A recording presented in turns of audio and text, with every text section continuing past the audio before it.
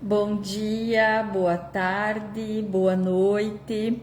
Eu sou a Cacá Belling, da Terapias Ilumine-se, e hoje eu decidi gravar sem muito glitter, purpurina, sem ficar avisando, para celebrar os 8 anos da minha nova carreira como terapeuta energética e mediúnica das Terapias Ilumine-se. São 8 anos dessa egrégora de luz e que eu recebi, que apareceu na minha vida, e eu não podia deixar de agradecer, não podia deixar de partilhar com as pessoas que eu gosto acerca desse trabalho que vem muito forte na minha vida depois de uma experiência de quase morte. Eu queria falar hoje sobre carreira. Por que sobre carreira? Porque a Ilumine-se é uma nova carreira, uma nova etapa na minha vida. E essa nova etapa, essa nova carreira aconteceu no dia 1º de março de 2018. Eu tive uma experiência de quase morte naquele dia. Eu falei uma única vez em público sobre isso. Gravei há muitos anos atrás, gravei, mas não deixei salvo. Só falei sobre isso e as pessoas têm me perguntado muito acerca desse evento na minha vida. Eu tive uma tireoidite silenciosa, uma inflamação da tireoide que foi silenciosa. Essa tireoidite, ela se mostrou somente no final, quando ela já estava aguda e quando ela trancou a minha traqueia. Era uma quinta-feira, coincidentemente eu nasci numa quinta-feira, dia 23 de agosto de 1979, eu nasci às 11 horas da manhã aqui em Horizontina. E em Horizontina, no dia 1º de março de 2018, eu tive a experiência de quase morte. Naquele dia eu acordei normal, o meu bebê tinha 11 meses, o Francisco tinha completado 6 aninhos, o Antônio estava por completar 1 aninho, então os meninos têm 5 anos de diferença. Durante a gravidez do Antônio, ela foi de risco, de alto risco, e eu tive 3 ou 4 médicos me ajudando durante a gravidez, porque foi mesmo muito, muito difícil. Eu vinha cuidando da tireoide todo aquele período e mesmo assim não... Ela cedeu durante o tratamento, mas chegou um dia em que ela colapsou, porque foi muita pressão durante a gravidez e aconteceu de eu ter a experiência de quase morte. Como foi isso? Antes de chegar nesse minuto da experiência de quase morte, de realmente eu ter feito uma passagem entre mundos, entre vidas e entre dimensões, eu não sou a primeira e muito provavelmente não vou ser a última, e tem vários colegas que fizeram isso, que passaram por isso. Eu quero falar para vocês como começou a minha carreira, como começou a minha vida profissional. Eu nasci numa família de alemães, de origem alemã. Eu nasci em Horizontina, mas eu cresci na cidade de Doutor Maurício Cardoso. Naquela cidade, que é a vizinha dessa aqui, a nossa cultura, a nossa tradição era alemã, né? Então, os meus pais eram da Igreja Evangélica Luterana de Confissão no Brasil, a ISLB. Nós não tínhamos nenhum vínculo com nada além disso. Com 17 anos foi a primeira vez que eu fui na Igreja Católica, que eu fui madrinha de casamento e eu vi aquela igreja. Eu lembro que eu disse para o meu ex-namorado, nossa, quanta imagem. Até ali não tinha entrado, não me perguntam por quê. Não tem nada a ver de preconceito, era só que não houve nenhuma necessidade de eu ir. Muito bem. Lá eu conheci uma outra religião, uma outra forma de manifestação da fé. E quando eu ia na nossa igreja com a minha avó, eu sempre perguntava para ela o que acontece quando uma pessoa morre. E ela dizia, fica esperando Jesus, né? Que era o que nos ensinava. E aquilo para mim não era legal, não bastava, não sei explicar. Eu queria mais, eu queria que ela me explicasse. Querida da minha avó, né? A mãe do meu pai, que foi, bem dizer, a mãe que eu me conectei desde pequena, é a pessoa que eu considero Meu Deus, a minha avó e o meu avô são os meus pais da terra, né? Foram tão bons para mim enquanto viveram que não tem explicação do que eles são. E são especiais demais, foram especiais demais, tanto que voltaram para minha vida. Bom, lá naquele período eu tentei não desfazer o que minha avó sabia, mas alguma coisa me dizia que estava errado, que não. Eu não entendia por quê, eu só sabia que não podia. Eu dizia para ela, mas como um bebê vai morrer e não vai tomar um picolé? Que eu adorava os picolé de menta que ela me dava.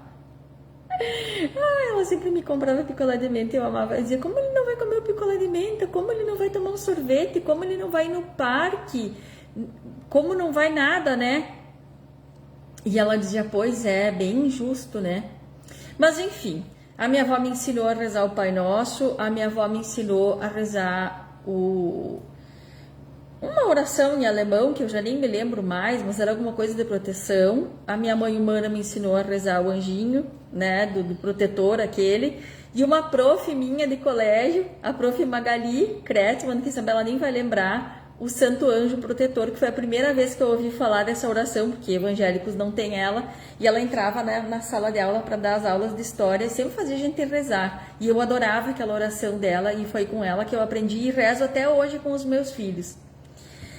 E passaram-se os anos, eu sempre fiquei com aquela sementinha, porque o que tem além, o que acontece quando uma pessoa morre? Não pode que ela fica ali, não pode, e né, um bebê, para onde vai? E quando chegou a morte dos meus avós, né, foi o vô com 12 e a minha avó, aquela com quem eu perguntava tudo, com quem eu dormia, caminhava, aprendi a cozinhar uma sopa, não muita coisa, mas tentei. Com quem eu estava 24 horas do meu dia, com quem eu plantava batata doce, com quem eu colhia cana, com quem eu plantava milho, com quem eu plantava, nos fundos da casa dela tinha um sítio de tão grande.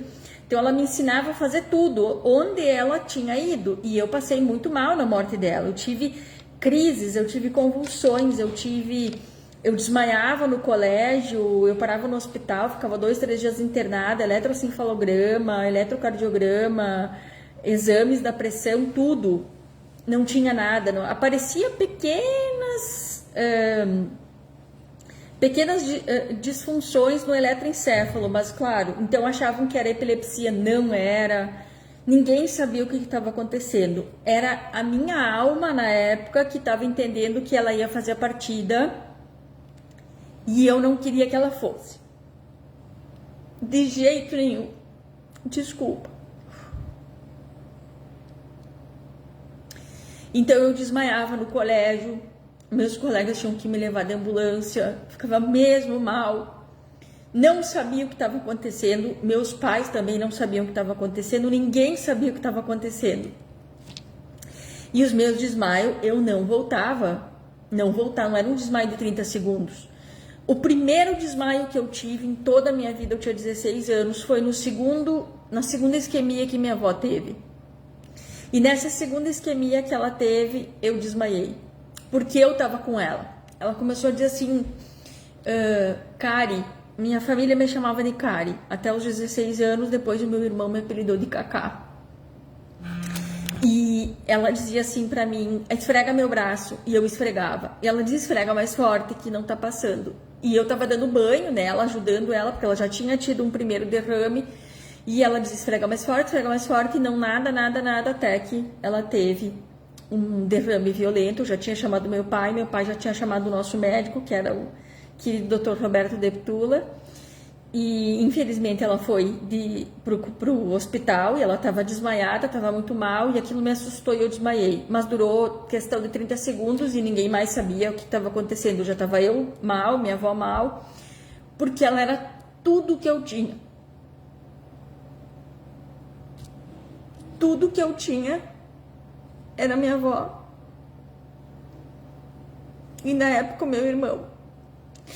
O meu pai era extremamente violento, extremamente agressivo. Muitas pessoas acham que foi uma família maravilhosa. Não foi. ela era quem me socorria das agressões físicas do meu pai. Então eu pensei, puxa, agora ele vai me matar. Gente, desculpa. Eu sabia que eu ia chorar nesses 8 anos da Ilumine-se. E eu tinha muito medo dele, eu tinha pavor dele, eu tinha pânico dele. Ele era realmente agressivo em todos os aspectos. Ele era uma pessoa que causava medo e violência em todo mundo.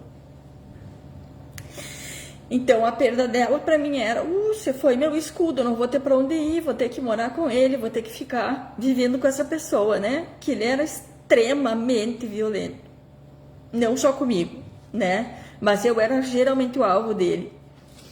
Dentro desse contexto todo, então vieram as crises, as emoções, as dores, e eu tive que fazer um tratamento neurológico sem causa, né? O neurologista disse, olha, tem uma pequena ativação cerebral, mas não é nada grave, é uma coisa que ela, né, vai tomar um período, e me dava muito sono, então ir para o colégio, na época eu fazia 2 colégios, eu fazia auxiliar de contabilidade e fazia magistério, mas tudo bem, foi um período assim de uns 3 meses, tomei, e nesse período vieram as crises, igual, eu tive que, né, passei por isso, e chegou um dia, eu fiquei com ela internada 7 dias no hospital, e num desses dias eu fui pro colégio, e eu lembro que eu saí do hospital para pegar o ônibus, às 12h30 saía, de manhã eu já não estava mais nem indo, estava botando atestado, chegava do outro colégio, ia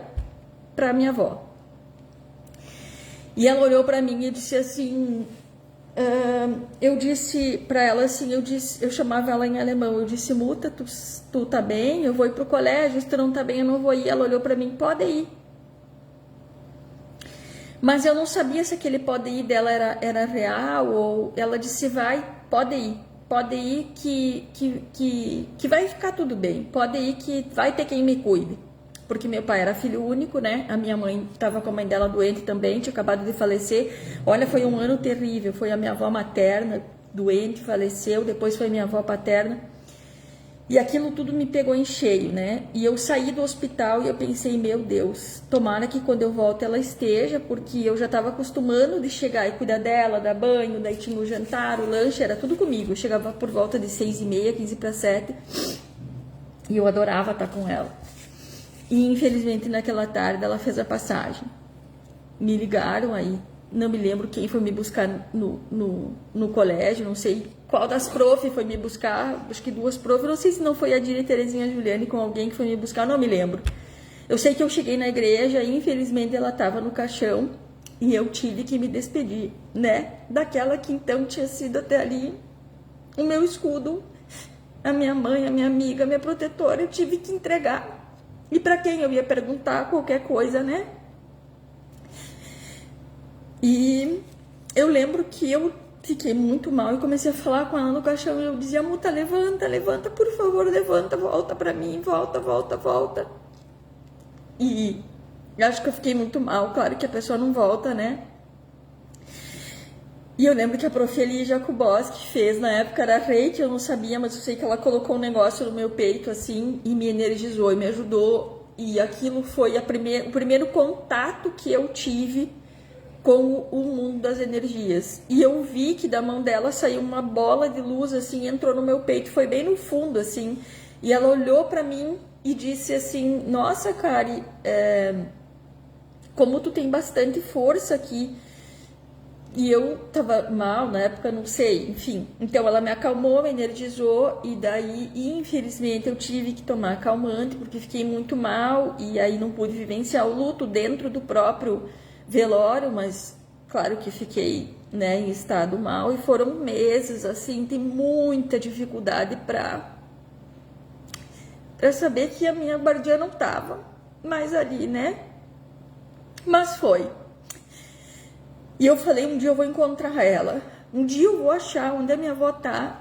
E eu vou achar, nem que eu tenha que morrer para achar ela. Eu vou encontrar minha avó.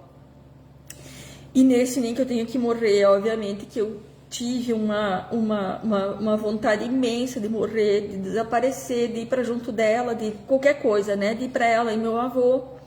E se passaram anos e anos e anos e nada. Eu tinha sonhos com ela, eu sentia a presença dela, mas eu não sabia explicar. Eu pensei, não vou falar nada, porque senão eu vou achar que eu sou louca. Daí eu tinha sonhos esquisitos, eu não falava nada. Eu sempre sabia quando eu ia ficar mocinha na época, que a gente dizia que era o período menstrual. Eu sempre sabia quando eu ia ficar. E eu tinha sensações durante aqueles anos que ninguém sabia explicar.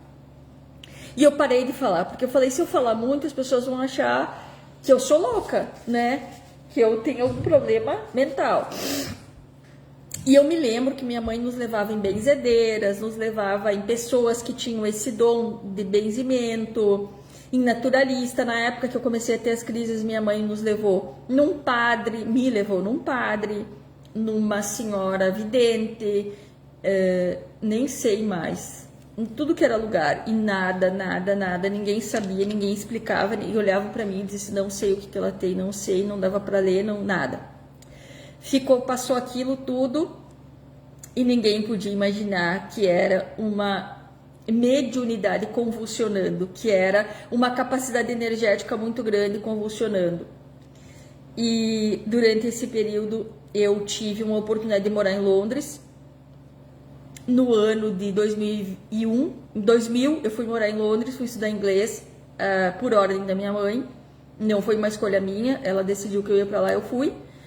E fiquei estudando quase um ano de inglês lá, e lá eu ouvi falar do espiritismo.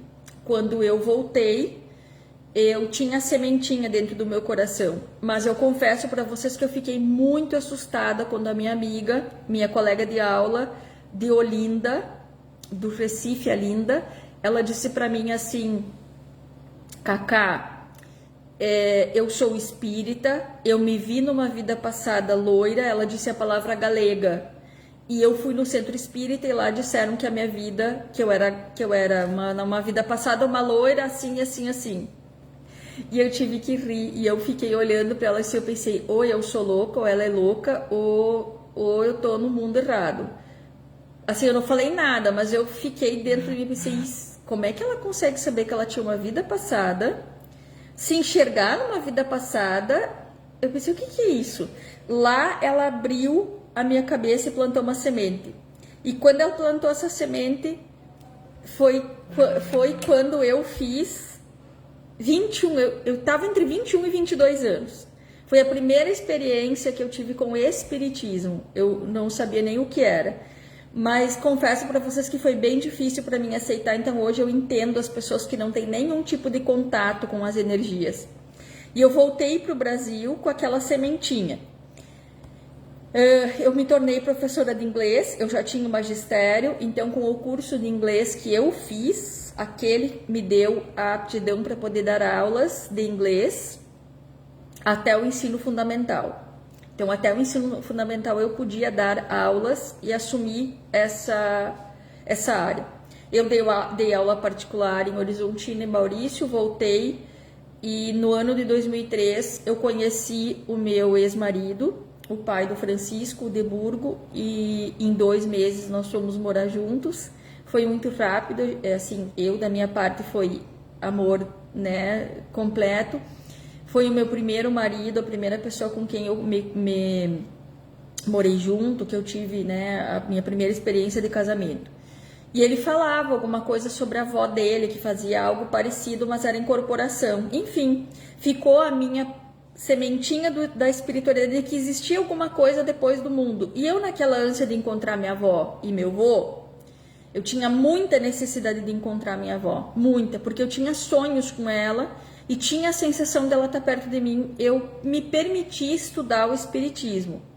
Então, num grupo aqui de Horizontina com o pessoal da RBS TV, o Valmir e a Regina, eu fui estudar com a Márcia também, que era dona do jornal aqui em Horizontina. Nós fomos estudar o espiritismo. Eu não fiz ressonância, ou seja, eu não compreendi. Era muita doutrina, era muita conversão de mentes, era muita aceitação de karma, e eu fiz uma resistência. Apesar de eu entender e compreender, só que eu queria ainda mais. Eu queria que não existisse o karma, eu queria que não existisse toda aquela coisa da pessoa ter que vir, passar por determinadas situações para purificar a energia dela. Aquilo eu julgava injusto. E eu já estava na Universidade de Direito, e enquanto eu dava aulas, eu fazia Direito. Eu passei a integrar o quadro de professoras do município de Horizontina. Eu dei aula há 2 anos aqui em Horizontina, no município, para as escolas. Tive 1000 e poucos alunos de inglês. Depois eu passei a dar aula em cursinho, e depois do cursinho eu comecei a dar aula particular, porque os horários da faculdade e do cursinho já não eram mais compatíveis. A faculdade de manhã passou para noite, então eu tive que me virar. Trabalhava sábado, domingo, não queria saber. Tinha até 2, 3 trabalhos, porque meu ex-marido era viciado em jogo. Então, enquanto eu estava me esforçando para ter uma carreira, ele já estava aposentado e desfrutava da aposentadoria dele jogando. Paciência, né? Distintas posições de vida, mas era realmente uma doença. A gente tentou, eu tentei de tudo e não foi possível. Então, naquele período todo, eu fiquei estudando o espiritismo. Depois eu conheci o espiritualismo através de uma terapeuta do Rio de Janeiro. Eu integrei o grupo espiritualista Jade, onde nós nos encontrávamos uma vez por semana para fazer ativações de luz, que eu nem sabia do que se tratava, só sabia que eu tinha que estar ali e que era bom. E que eu gostava, porque ela ensinava muitas coisas, nos orientava, mas eu achava que eu era um poste. Nem imaginava que o que eu via, ouvia, sentia, cheirava era alguma coisa mediúnica ou energética. Nada. Porque até ali eu era professora de inglês, universitária de direito, casada, sem filhos na minha vida, normal. Depois eu fui fazer estágio dentro do fórum, em Horizontina, na primeira vara com o Dr. Danilo, fui estagiária dele e me encantava por tudo que passava e falava sobre advocacia. Era o que eu queria para minha vida, era advogar. E participava daquele grupo sem muita pressão, só porque eu queria estar ali e queria entender o que tinha além do espiritismo e da espiritualidade, e porque eu queria achar minha avó.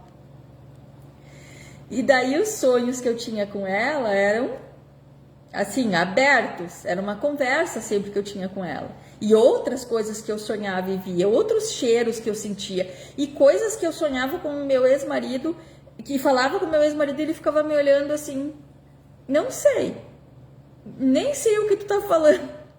E eu falava com as pessoas que tinham isso na área e também ninguém sabia me explicar. Eu pensei, bom, um dia vai acontecer de alguém me ensinar, me explicar, me orientar, seja o que for. Passou mais um período, eu passei na OAB, me tornei advogada, tive meu primeiro filho durante a faculdade, veio meu Francisco, e passaram-se coisas. Gente, eu tive até hemorragia no parto e nem sabia que estava correndo risco de vida. E o meu ex-marido assistiu o parto e ele disse, meu Deus, eu achei que tu não ia sair da sala, porque uma hora o médico só chutou o balde, assim, que corria sangue. Eu não ouvi nada, eu vi que a minha irmã entrou no quarto e ficou olhando pra mim assim com cara de apavorada. Ela disse que eu era cor de vela.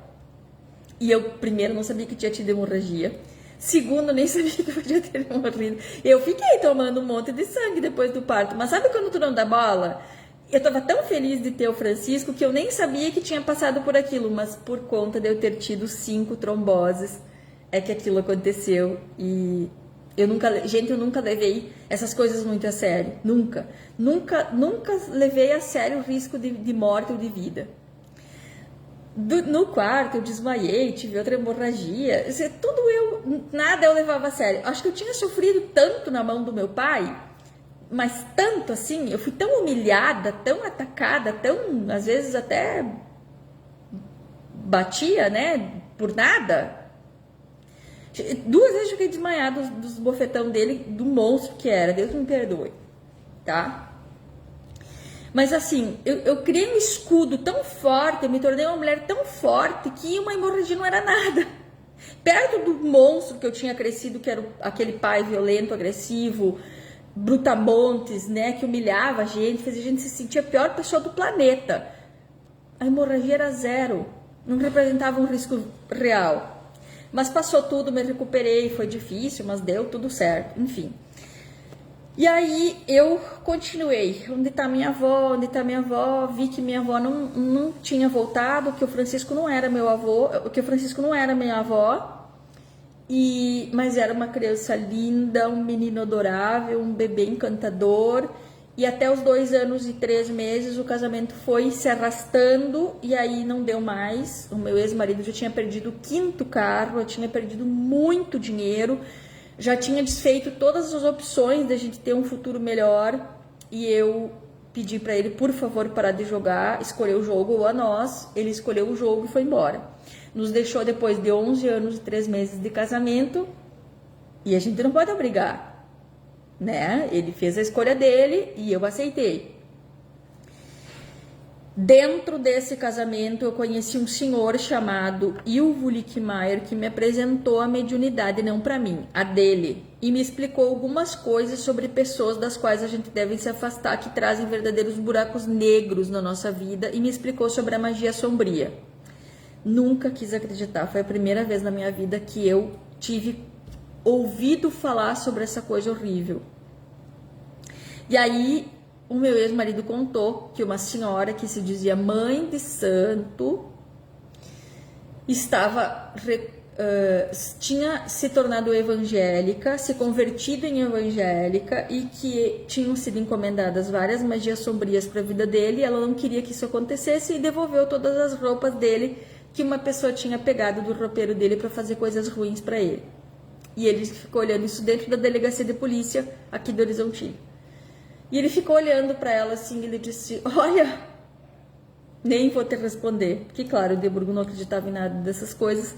Mas, enfim, ele pegou as camisas e doou para as pessoas e aquela mãe de santo saiu grata porque ela disse que aliviou o espírito dela. E ele ficou mesmo muito preocupado logo que nós casamos, porque eu tive de cara, assim, 4, 5 tromboses e fiquei muito doente, comecei a internar, coisa que eu nunca tinha tido. Até os 23 anos eu era futebolista, medalhista, fazia caminhada e ia para academia. Então tinha 5 dias de atividade física e de repente eu tive que parar do nada quando veio a primeira trombose. E aí ele começou a se preocupar que aquelas coisas ruins realmente existiam. Então a gente começou a procurar todo tipo de ajuda, né? Todo tipo de limpeza. E passou.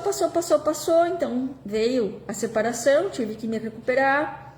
Ele ficou bem, eu fiquei bem, o Francisco cresceu bem, a gente tentou ter uma relação amistosa para que nosso filho ficasse bem, crescesse em meio a pais inteligentes, saudáveis e respeitosos. Claro que a gente tem as nossas desavenças e teve ao longo dos anos por conta de crenças e formas de gerir certas situações, mas ficou entre nós um amor fraterno pelo nosso filho, né? Então isso nos move, isso nos faz manter o vínculo.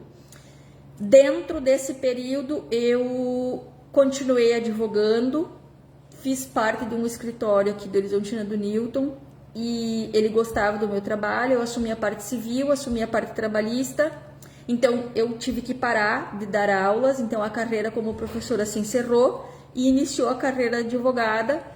Eu advoguei muitos anos, conheci o pai do Antônio, tentei ir para Montenegro, lá eu descobri que estava grávida e aí o meu mundo fez assim, pá, se escafedeu. Na gravidez do Antônio, começou uma crise de ameaça de aborto muito grande e eu passei mal, fui parar no plantão do Hospital do Unimed, Montenegro, já com dores na primeira semana de descoberta da gravidez. E fomos em vários médicos em Porto Alegre e em Montenegro e ninguém sabia o que eu tinha, que eu estava expulsando o bebê. Queria tirar ele de dentro de mim. E aí eu vim a Horizontina para saber, para fazer exames então com o Dr. Rubens, que já era meu médico, querido Dr. Rubens Bins. Na primeira consulta ele já descobriu o que era.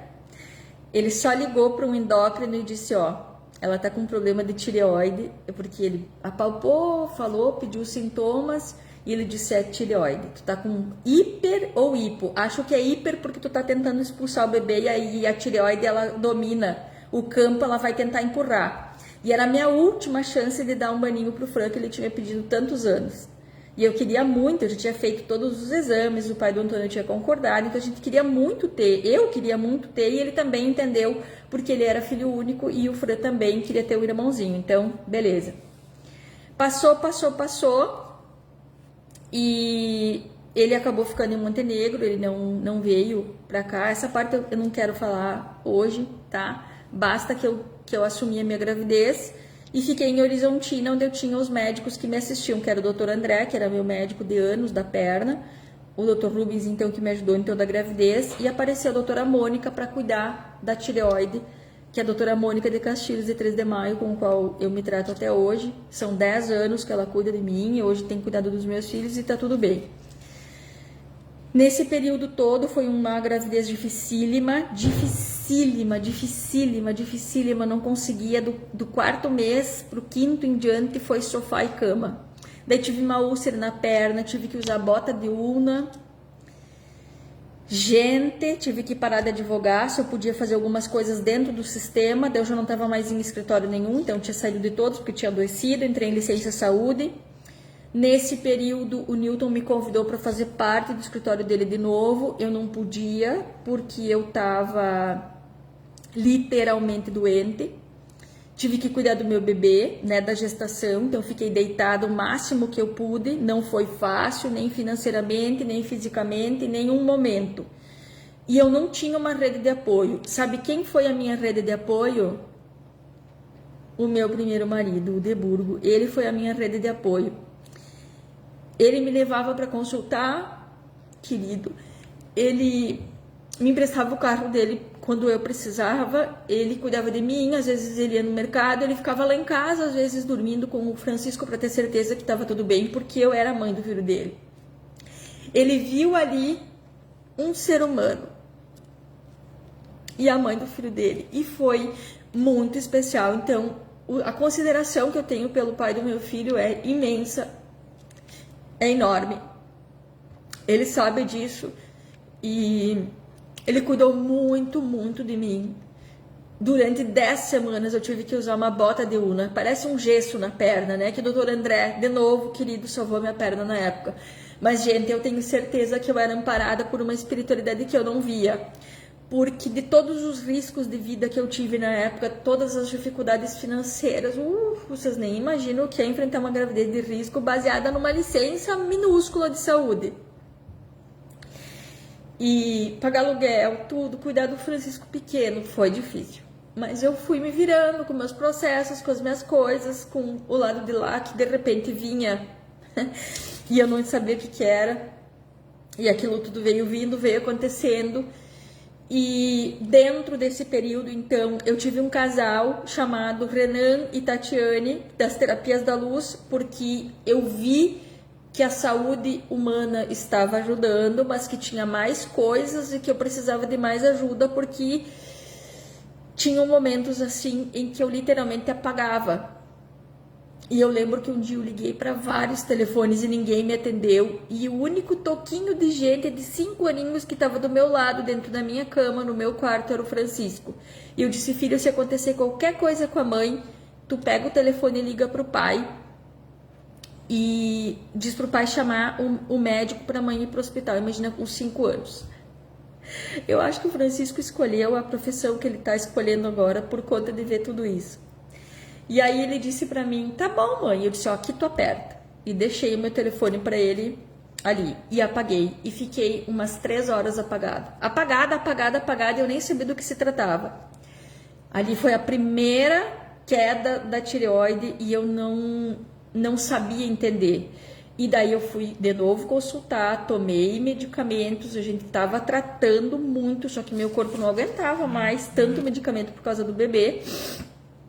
E passou um período, eu me recuperei e fui indo, consegui ter o Antônio. O Antônio nasceu uns dias antes, foi cesariana, o médico conseguiu esquecer a laqueadura, sim, porque ele veio muito rápido.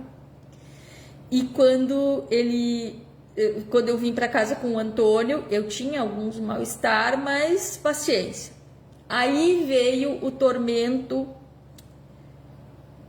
mais difícil dos 40 anos, dos 38, 39 anos da minha vida. Quando eu cheguei em casa com o Antônio,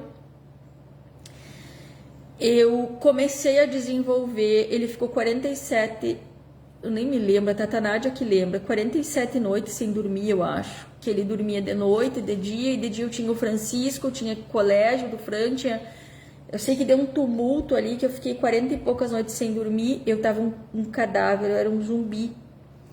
E Eu tinha a Tata uma vez por semana, então quando ela vinha eu conseguia dormir. E daí tinha o Fran para atender, o Deburgo me ajudava, mas ele também tinha a vida dele.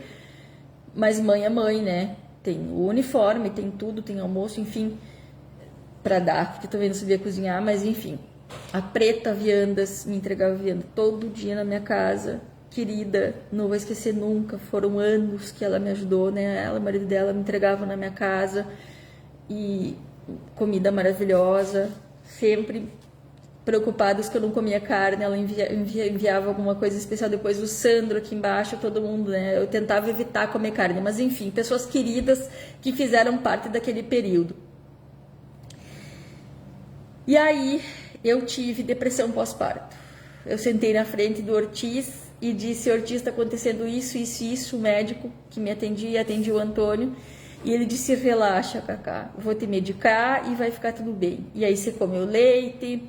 Eu tive transtorno de ansiedade e início de depressão.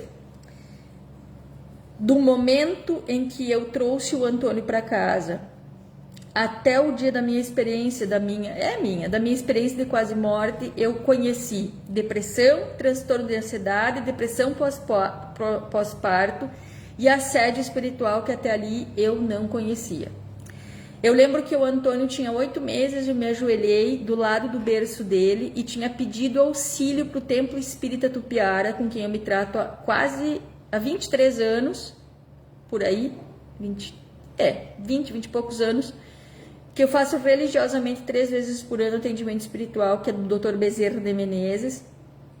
Eu me ajoelhei do chão com o Antônio dentro do berço e disse assim: meu Deus, se existe alguma luz nesse mundo, por favor, eu preciso de ajuda agora, porque eu tô com sensações suicidas e não quero me suicidar.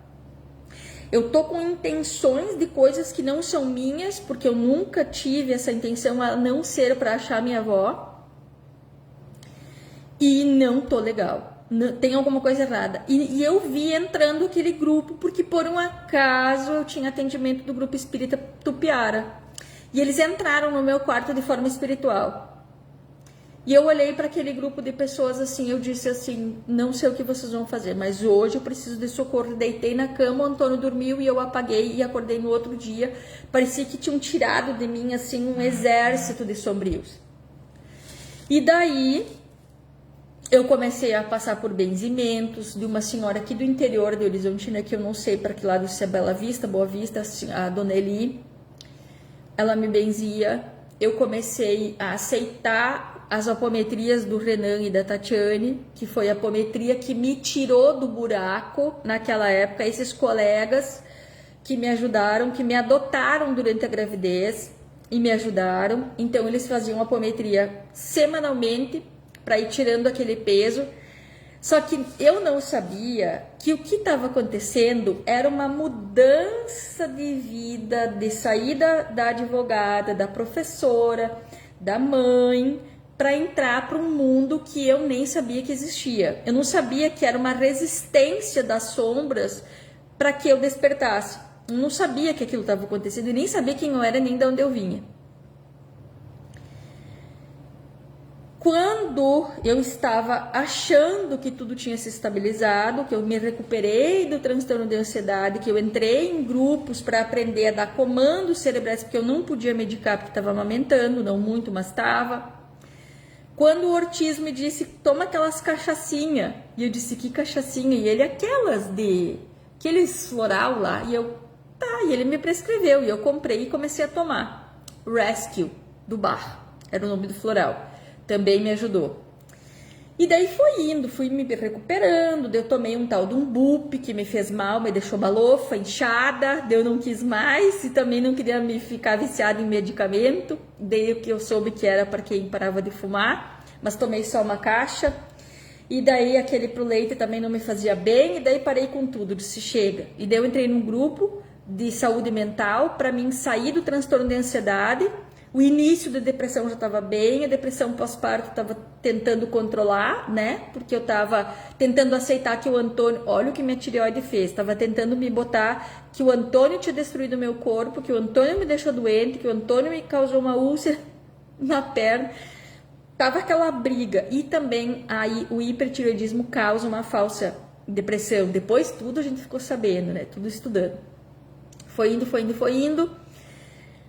O Antônio completou 10 meses e no dia 1º de março eu acordei bem, de 2018, acordei saudável, acordei pronta para arrumar. Eu tava de licença saúde porque eu tive que fazer uma laqueadura, porque o médico esqueceu de fazer a laqueadura. Voltei a operar, outra laqueadura, outro corte, outra cirurgia, outra anestesia. Ai, fora o meio ali com o pai do Antônio, né? Nem vamos deixar para outro dia essa parte. Enfim. Daí eu acordei bem cedinho, cuidei do Antônio, cuidei do Francisco, arrumei o Francisco para ir pro colégio, dia 1º de março, ele foi pro colégio, ele tinha feito aniversário, no sábado ia ser a festinha dele, nós tínhamos combinado a festinha dele de 6 aninhos, no dia 28 de fevereiro ele fez 6 e no sábado ia ser a festinha dele. Eu tava com tudo organizado, né? Tudo prontinho. E daí ia ter a festinha depois do Antônio de 1 aninho. Também já tava me organizando, enfim. De tardinho, o Francisco veio do colégio. Não me lembro se o Deburgo trouxe ou eu busquei, eu já nem me lembro mais. E daí eu disse, filho, vamos arrumar o teu quarto, a tua gaveta de Legos, porque ela tá bem bagunçada. Vamos separar os Legos dos blocos de montar, os dinossauros, porque ele tinha o quarto dele, era uma cidade de dinossauros e de Legos. Parecia um mini arquiteto. Tá, e nós tiramos tudo da gaveta e começamos a organizar e deixar tudo pronto. E o Antônio estava no meu colo, brincando, ajudando. Ele tinha 11 meses. E de repente, eu senti na época uma sombra. Ficou tudo sombra, escuro, assim, como se uma nuvem escura viesse ao meu redor. E eu falei, Fran, a mãe não tá bem, eu vou ir deitar. E eu botei o Antônio no carrinho e fui deitar. E o Francisco foi no banheiro e ele disse, tá, mãe, eu vou no banheiro, depois eu vou aí. Ele foi no banheiro e quando ele veio pro quarto, eu disse, filha, a mãe não tá bem, liga pra tia Ana. Daí ele disse, tá. E eu deitei, e quando eu deitei, aconteceu de eu não sentir mais os meus pés, não senti mais as minhas pernas, e o Francisco não estava conseguindo ligar para a tia Ana. E aí eu peguei o telefone e consegui ligar para ela, que é a Ana Stein, madrinha do Antônio na época, nós éramos amigas, e liguei, Ana, vem pra cá, que eu não tô bem, eu tô muito mal e tá acontecendo alguma coisa séria. E ela disse, sério, comadre? Eu disse, sério. E ela disse, tô indo. Largou tudo e veio. A sorte que ela veio. Nunca vou esquecer disso. Não importa os anos que passem e o ponto que nós estejamos. A Ana foi essencial para eu me salvar, talvez, aquele dia. E ela veio correndo e ela ligou para SAMU e ela disse, meu Deus, é sério. E ligou para Fernanda Grisa, minha amiga de 40 anos aí. E ligou. A Fernanda veio e a Fernanda começou a botar cristais do meu lado, assim, fazia barulho para eu voltar. E eu olhei para as duas e eu falei, gurias, eu não vou conseguir voltar. E comecei a perder a sensação das pernas, do corpo, do tronco e a cabeça viva. E eu não tinha mais. E aqui o coração... E eu pensei, é infarto. E eu disse, gurias, é um ataque cardíaco e uma dor aqui, assim, que eu não tava mais conseguindo falar. Um calorão e ao mesmo tempo para baixo um frio. E de repente eu olhei a Fernanda com o Francisco, a Ana com o Antônio e eu olhei para os guris e disse assim, me desculpe, me perdoem, eu não vou conseguir ficar. E eu olhei no olho dos dois assim e disse, perdão. E pensei, se vai os dois, um para cada lado, né? Vão se separar. E eu lembro que as gurias não estavam acreditando, eu não estava acreditando que eu literalmente estava morrendo. E uma dor violenta aqui que não tinha explicação, parecia que estavam me matando, assim. E nisso, a última coisa que eu perdi, assim, foram os olhos. E eu olhei para os meus filhos e pensei, pelo menos eu fui mãe. E fui. E quando eu morri, porque literalmente eu não vi mais o meu corpo, eu não vi luz branca, eu não vi nada, eu vi uma luz amarela. Ficou tudo escuro, escuro, escuro, escuro, escuro, e quando eu me achei onde eu tava então, naquele momento o meu corpo estava deitado, mas eu quando saí do corpo, fiquei de pé. Eu escutava as gurias gritando, eu escutava a SAMU chegando, escutei um barulho deles gritando, meu Deus, é ataque cardíaco, é ataque cardíaco. E eu vi não na primeira vez, mas eu estive perto de um ser celestial que para mim era o Arcanjo Micael. E eu via que eles aceleravam aquilo tudo e eu não sabia para onde ir. Eu não sabia se eu não tinha mais corpo, aquela criatura parada ali na minha frente. Eu não sabia quem era, eu não sabia do que se tratava. Eu só sabia que eu tinha morrido. E eu escutava ele gritando, ou falava alto, ele dizia assim, ainda não, Bela, ainda não, Bela. E eu pensei, quem é a Bela? Que Bela? Do que ele tá falando? Ainda não, Bela, ainda não, Bela, ainda não, Bela. Ainda não, Bela. Eu pensei, será que sou eu? O que tá acontecendo? E aquilo tava ali entre meu corpo e daí com ele tinham outros seres, daí eu vi o Arcanjo Gabriel, daí eu vi um ser todo violeta, que eu não sabia direito o que era, e daí foi vindo tudo que era ser, eu não sabia nem o que estava acontecendo. E eu escutei a SAMU dizer assim, alguém da SAMU dizer assim, enrola na coberta e leva para ambulância correndo para o hospital, porque vai dar perda, uma coisa assim. E daí eu não via o meu corpo. Eu não sei, eu só escutava o que eles falavam e daí eu vi que alguém botou a mão em mim, lá fora, eu acho, porque eu já tinha a sensação de que estava num lugar aberto. E aquela pessoa disse assim para mim, Flor, fica bem que nós vamos cuidar dos teus filhos. Mas eu não sabia que tinha nada lá na frente, que tava todos meus vizinhos, eu não sabia que o bairro tinha parado, eu não sabia, gente ali nem sabia que a ambulância tinha ido, nem sabia como é que eu tinha chegado no hospital. Naquele período todo, entre achar meu corpo, achar o que estava acontecendo, saber onde é que eu estava, como é que meu corpo estava morto, literalmente morto. E eu escutei, a minha comadre foi junto, alguém ficou com os guri, e eu escutei os gritos, a barulheira e todo mundo, e picando minhas pernas, e nada, e não reagia, e ao mesmo tempo eu respirava, mas não estava viva, estava morta, não tinha nada. E a minha cabeça, a minha mente ficou presa aqui. Então, eu fiquei presa aqui, por essa parte aqui, entende? Aqui eu tinha ainda uma conexão com esse corpo, só aqui, nessa parte. Aqui eu sabia onde eu estava do lado de lá e sabia que tinha alguma coisa pro lado de baixo. Só não sabia o que, porque eu não conseguia achar meu corpo.